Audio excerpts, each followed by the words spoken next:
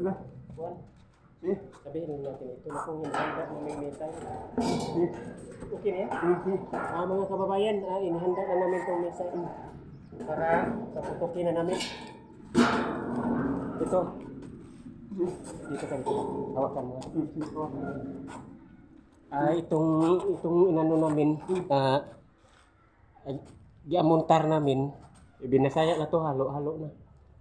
Ito na yung bagong gawa namin na missile. Oh. Inihanda na namin to dito sa para sa Kalawakan. Nandito kami sa Abaynting Palapag. Ito, Paputukin na. missile. Para makalaman China. Magaan lang kasi pwedeng buhatin ng isang tao. Pero ang lakas ni Tagurot. Ang lakas ni Tagurot. Paputukin na. Putok na siguro to niya. Ano, pre? Naka-ano na? Nakasit na? Nakanda na. Handa na? Oh, ready na? Ready? Paputukin na natin to. Putokin na? Oh, sige, okay. Eh. Yung gatilyo. Ibira mo na yung gatilyo. Putukin mo na. Yan ang inihanda namin ngayon. Ay, China. hindi namin to pinapaputok noong December. Ngayon pa lang. Yan. Kaya, bahala na. Doon sa West Philippines ito, i-try namin. Naputukin. China si? China. Sa China ba?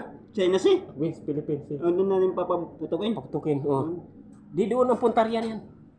Dito natin paputukin, doon papunta. Sa West Philippines Sea. Makarating yan doon, basta wala lang traffic. Makarating yung missile na yan, basta walang traffic. Doon, diretso yan doon, sa West Philippines Sea. Hindi man natin inano na magkagulo-gulo tayo. Pero, basta, pinapanday namin yan. Binili namin sa mga junk shop yan. Junk shop pagaling yan. Ito sa Tabulog. Ito sa Tabulog.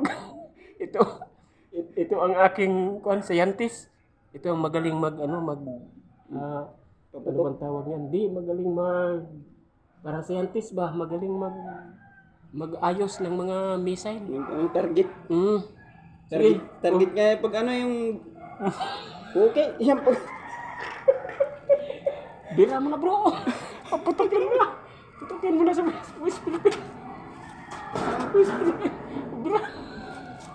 Kaya ayun na. Sinindihan na niya ang pabilo. Ang ganap, pindutin mo na.